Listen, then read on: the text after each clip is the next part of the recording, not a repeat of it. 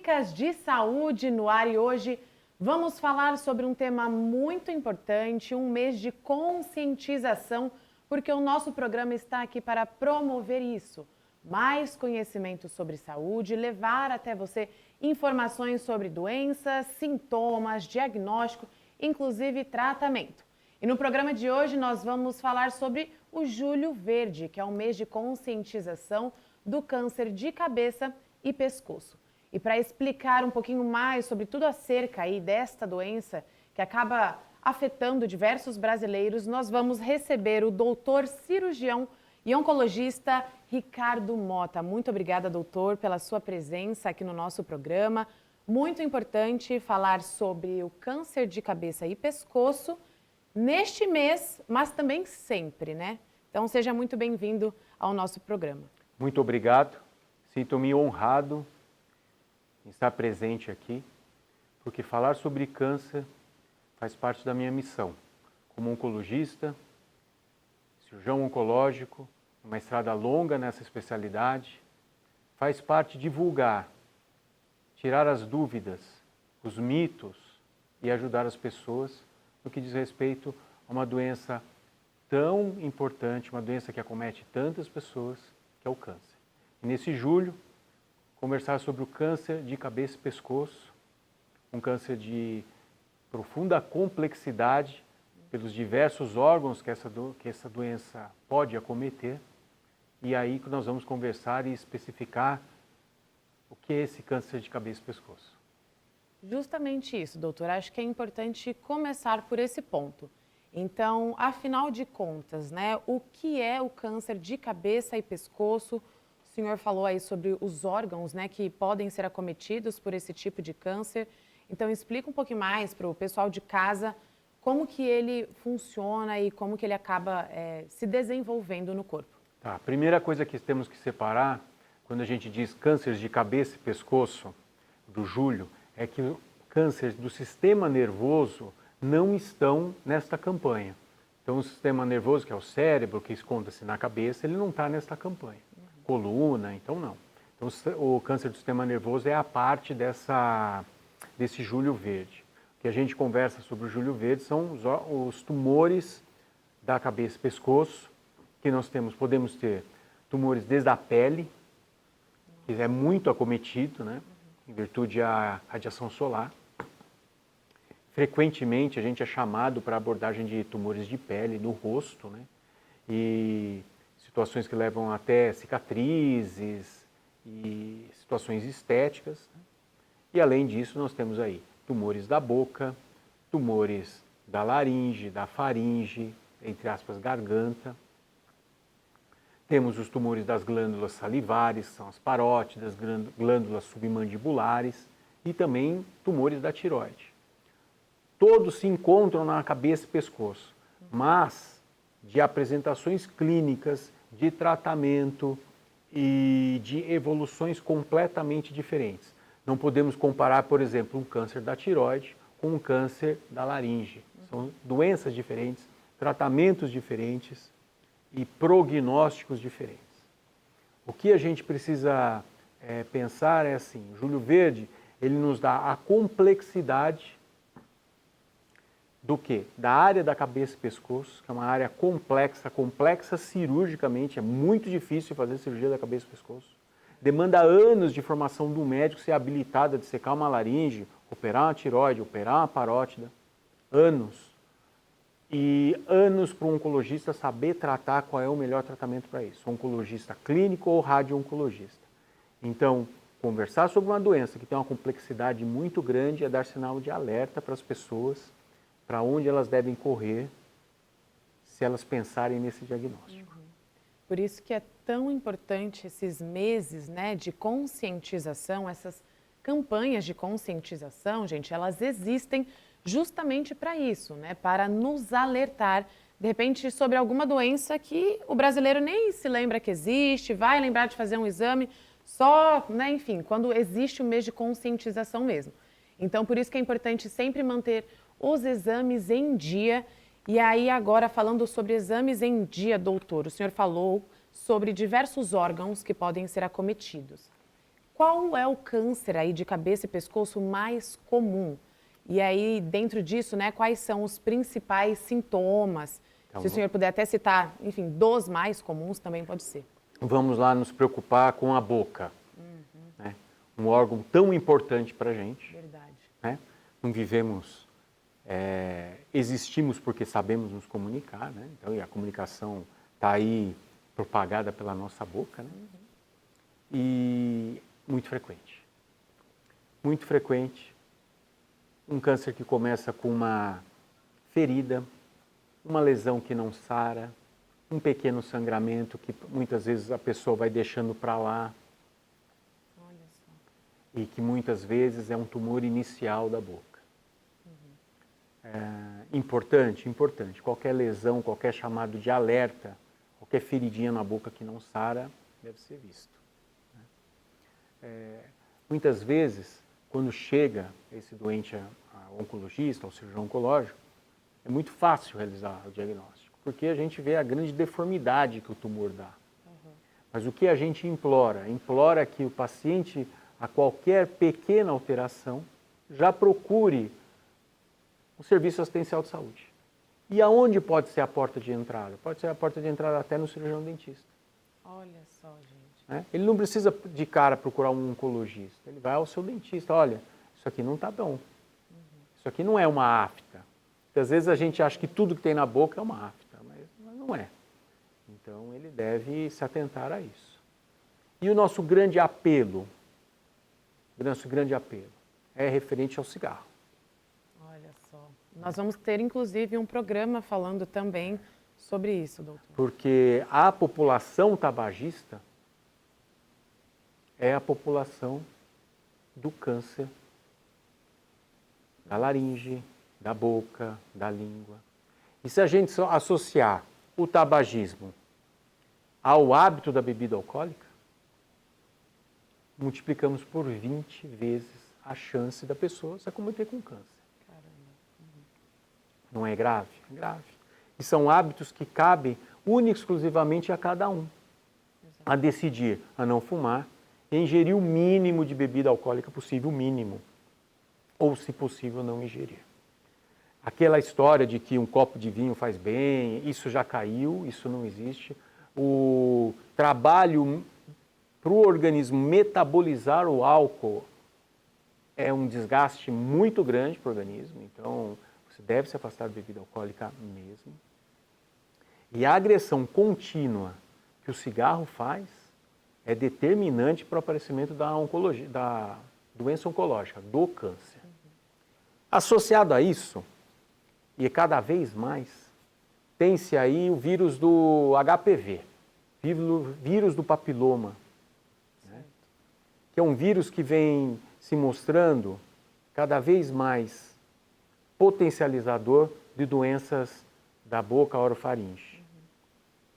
E saibam, um vírus que tem vacina, as vacinas estão aí. Então, quando fala assim, doutor Ricardo, mas já tem vacina contra o câncer? Eu falo, não, já tem. Tem preventiva, né? Vacine seus filhos. Exato. Né? Doutor, Então, isso é muito importante. Eu queria fazer uma observação, desculpa até te cortar. A gente estava falando em relação ao cigarro, né, de causar câncer, enfim, de boca, laringe, faringe. Esses famosos cigarros eletrônicos hoje. Então, vape, pod e afins, narguile, tudo isso pode também ter os mesmos efeitos que o cigarro causa aí no organismo para desenvolver um câncer? A sua pergunta é um alicerce para uma resposta muito triste. A indústria do tabaco conseguiu se reinventar e conseguiu modernizar um hábito que estava sendo esquecido, que é o hábito do cigarro. O cigarro começou a ficar em desuso. A partir das políticas que começaram a proibir os cigarros em lugares fechados, em ambientes restritos, essa política, a gente conseguiu grandes vitórias, principalmente na oncologia. Só que a indústria aprendeu a se modernizar. Então, sendo claro, o narguilé faz muito mal, o cigarro eletrônico vai fazer muito mal. muito mal. Cigarro eletrônico, a grande questão do cigarro eletrônico é que as pessoas não sabem nem o que elas estão inalando. Né? Então, daqui para frente a gente vai ter aí situações aí tristes causadas pelo hábito do cigarro eletrônico. Por quê? Qual é a grande questão, importante questão do cigarro eletrônico? Ele não tem temperatura. Isso, a temperatura às vezes é um limitador para o tabaco, né? Como ele não tem essa combustão, não entra, a fumaça não entra quente, então a pessoa se sente muito mais confortável em inalar muito mais. É só você observar quem faz uso do cigarro eletrônico, a quantidade de fumaça que é expelida. Sim. É muito grande. E até essa é a grande brincadeira deles de fazer a fumaça, né? Ninguém fuma no escuro, as pessoas querem mostrar o quanto exalam de fumaça, né? A semelhança de um dragão, né? E essa é a brincadeira. E o cigarro eletrônico proporciona isso, mas proporciona a um custo muito grande, fazendo que você ingira substâncias extremamente tóxicas em grande quantidade. A inalação é muito grande e os malefícios vêm por aí. Né? Perfeito, doutor. Então fica aí um alerta também, né, gente? Não é só o cigarro, mas tudo que está relacionado aí ao tabaco, que pode acabar contribuindo para a evolução e o desenvolvimento de um câncer, enfim, de boca, laringe, faringe, igual cigarros o doutor de estava falando. palha. Todos os tipos, né, doutor? Todos os tipos, mascar o tabaco. Né? Existem hábitos antigos, né, que a pessoa cortava o fumo de corda e deixava ele dissolver na boca, também extremamente nocivo. Né? Então, extremamente nocivo. Outra coisa importante sobre a saúde bucal, né, é importante também, né?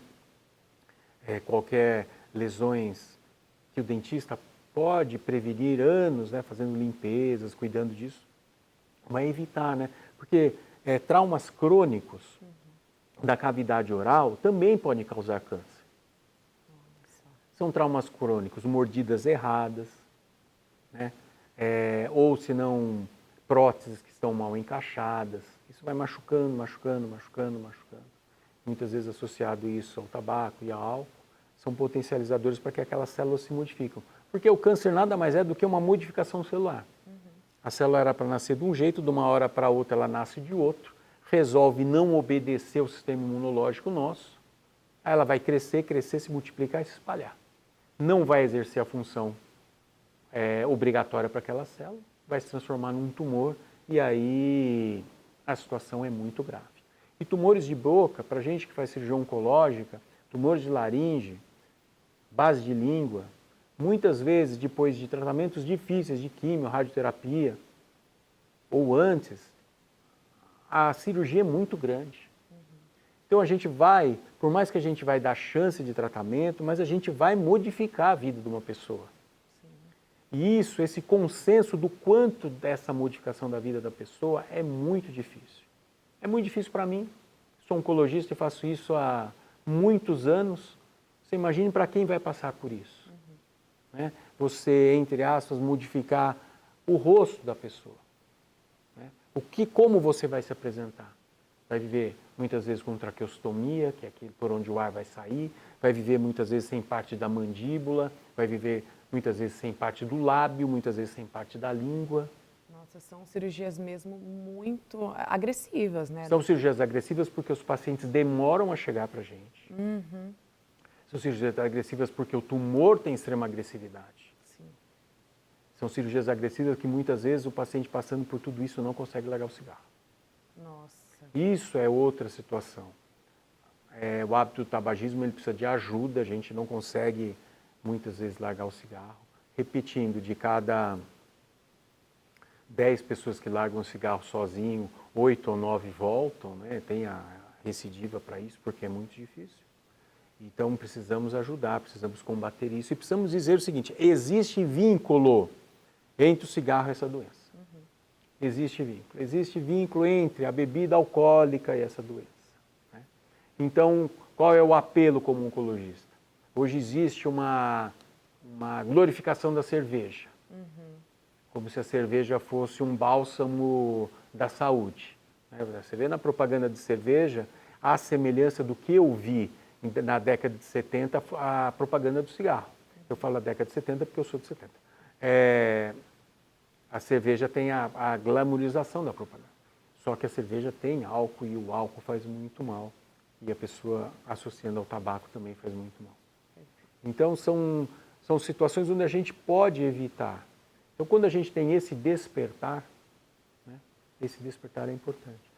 Quem fez esse grande despertar sobre esse nosso Júlio Verde? Quem é o patrono do Júlio Verde no mundo? É o Michael Douglas, o ator Michael Douglas, que por anos e anos, bebida alcoólica, anos e anos, tabagismo, anos e anos usuário de droga. Isso é dar na ficha dele, não sou eu que estou dizendo, isso não estou quebrando ética nenhuma. Sim.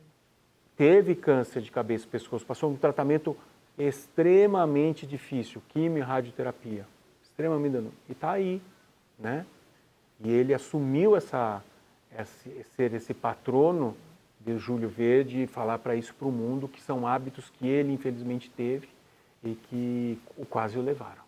E se não levou, modificou muito a vida dele. Né? Porque as sequelas de tratamento não são só estéticas, são funcionais. O que são sequelas funcionais? A sua voz nunca vai ser a mesma, sua deglutição, muitas vezes o paladar, porque o tratamento com radioterapia não é fácil. Né? Então, o grande apelo é isso, né? Dessa complexidade dos órgãos da cabeça e pescoço, porque são órgãos com inúmeras inervações, são importantíssimas, inúmeras funções que muitas vezes terão que ser irradiados, ou quimioterapia, ou retirados, e vão trazer transtorno. E doutor, para não chegar a esse ponto, né, igual o senhor mesmo estava falando em relação ao apelo dos oncologistas, né? Quais são os exames para fazer aí a detecção mesmo, né, de diversos tipos de câncer?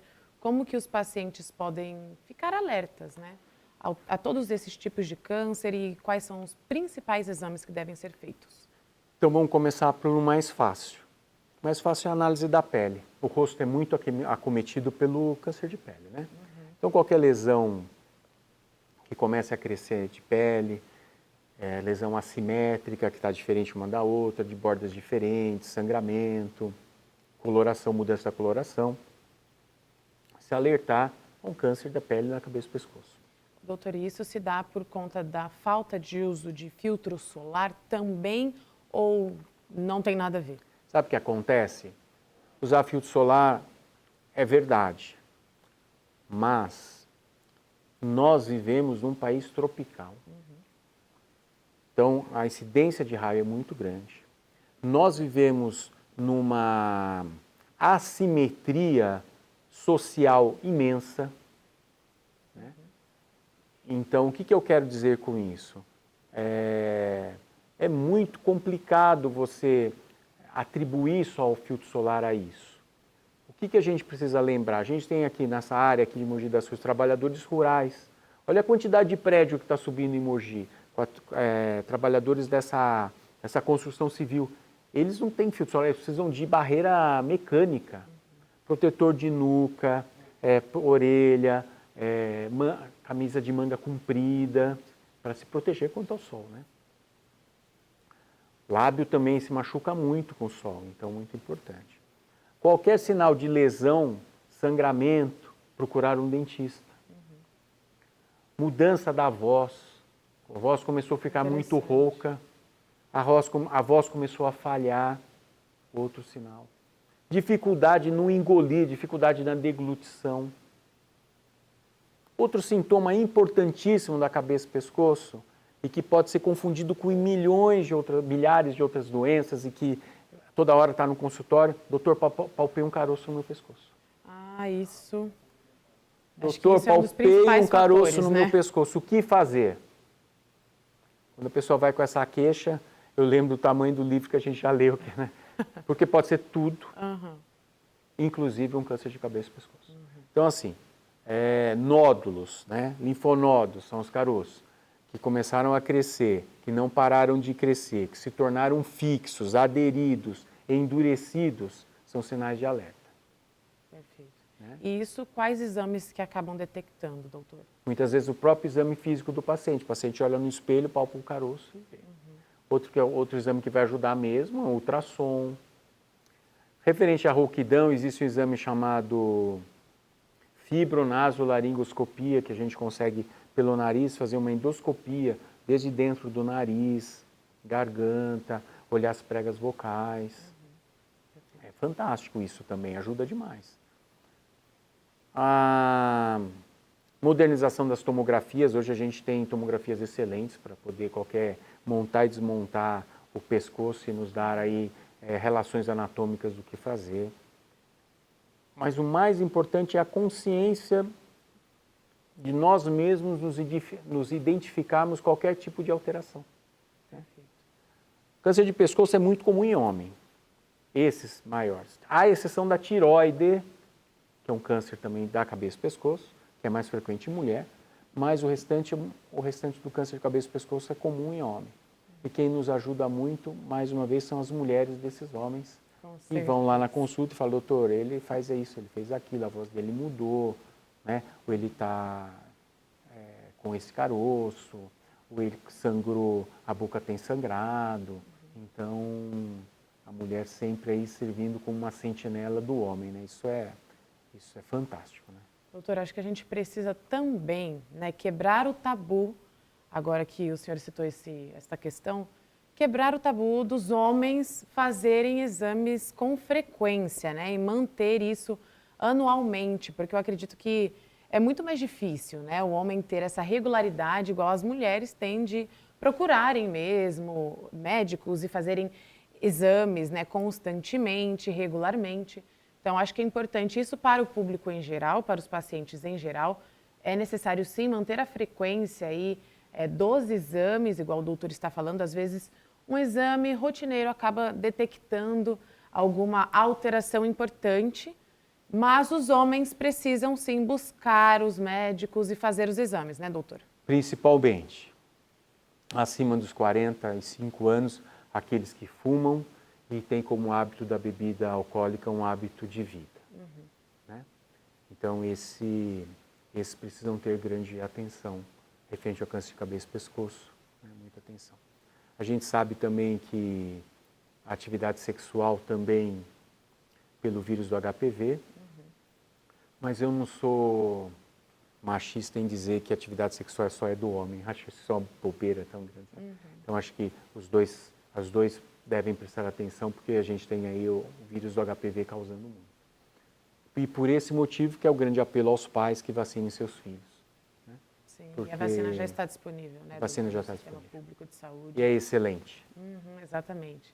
Agora, inclusive, para os meninos também, né? Excelente. A partir dos 13 anos de idade, as meninas também. Então, vacinem os filhos, gente. Pode evitar um possível câncer aí mais para frente, né? Ou contribuir aí para o tratamento ser muito mais leve. Doutora, a gente estava falando também em relação ao câncer de tireoide. Nas mulheres, isso pode ser acometido em questões hormonais. Então, aí, né, quando as mulheres acabam tomando algum tipo de pílula, ele pode se desenvolver mais fácil por conta dos hormônios, né? Não, eu não acredito. Eu não acredito que seja uma situação externa que a mulher tenha fazendo ou tomando uma pílula. Eu não acredito nisso. Acredito que seja uma situação mais genética feminina mesmo, e não uma coisa que a mulher está fazendo mais ou menos, por isso ela está sendo mais acometida, sabe? Outro detalhe também é que a mulher ela procura mais assistência a qualquer tipo de alteração. Então a gente tem um público que melhor busca para isso, sabe? E outra situação é o câncer de tireoide, apesar de ter aumentado demais os casos, mas é um câncer de excelente prognóstico. Quando diagnosticado no início, é mais de 95% de chance de cura só com a cirurgia. Então, vale muito a pena, periodicamente, pedir um ultrassom do pescoço. Acho que vale muito a pena. Isso tem acontecido. Os ginecologistas têm nos ajudado muito, porque está fazendo parte da rotina, pedindo ultrassom, eles encaminham, a gente faz a análise dos nódulos. Esse nódulo pode acompanhar, esse nódulo precisa biopsiar. Não é todo nódulo que vai virar câncer. Isso está melhorando muito. As técnicas de ultrassom cada vez melhores e da classificação. Então, quanto mais aparelhos nós tivermos, instrumentos nós tivermos e pensamentos sobre o diagnóstico, casos melhores vão chegar para a gente. A gente tem que ser otimista. O oncologista é otimista. Se eu não fosse otimista, eu não seria oncologista. Sim. Doutor, e agora a gente já está encaminhando para o final, mas quais são aí as opções de tratamento para quem já descobriu, né, um câncer de cabeça e pescoço, que está em fase inicial ou em fase avançada? Tem diferença de tratamento? Todo câncer de cabeça e pescoço, para ser diagnosticado como câncer, vai precisar de uma biópsia. A biópsia muitas vezes é cirúrgica, então muitas vezes se começa com a cirurgia mesmo, ou às vezes a cirurgia apenas da biópsia. O tratamento do câncer ele é dado através de uma nota que o paciente recebe. Então, a partir do diagnóstico, ele é submetido a um protocolo de exames que dá uma nota chamada de estadiamento. Em cima do estadiamento e uma equipe unida, que não trata câncer o cirurgião oncológico, trata câncer o cirurgião oncológico, oncologista clínico, o radio-oncologista e as equipes multidisciplinares associadas a eles. A gente chega, dá uma nota ao paciente, entra dentro de um protocolo de tratamento e aí estabelece o que fazer. Pode-se começar com rádio, com quimioterapia primeiro, às vezes cirurgia primeiro, vai depender do tipo de câncer. Perfeito. E, doutor, agora, qual a importância, né, de realizar tudo isso, os exames com frequência, do paciente se manter atento para o prognóstico da doença?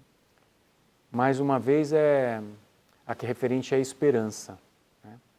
Eu acho que falar em câncer não é falar em sentença de morte, falar em câncer não é falar em sinal de vida. Falar em câncer é falar em esperança. As armas de tratamento, elas vêm se aprimorando demais. E as oportunidades de tratamento também. Antigamente era muito difícil tratar, hoje a gente tem os acessos, né? O paciente pode pesquisar quem o está tratando, aonde essa pessoa pode ser tratada, o que ele tem. Então, conversar sobre câncer, saber o que está acontecendo, eu acho que isso é um difusor de esperança. É o que a gente precisa dar. E a mensagem do Júlio Verde é referente a isso, que a gente precisa lutar com uma doença, mas lutar de peito aberto, de coração, para que dar mensagem de esperança para todos aqueles que sofrem serem acolhidos e serem tratados e muitas vezes serem curados. Exato, doutor. E para a gente quebrar um mito também, todo paciente tratado vai ter aí aquelas consequências do tratamento, né? Que muitas vezes assusta aí o paciente, como a queda de cabelo, perda de, enfim, pelos, sobrancelhas, cílios. Como que funciona aí as consequências de cada tratamento?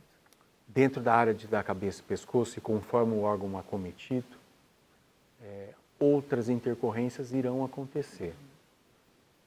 Desde dificuldade à fala, deglutição, mudanças estéticas.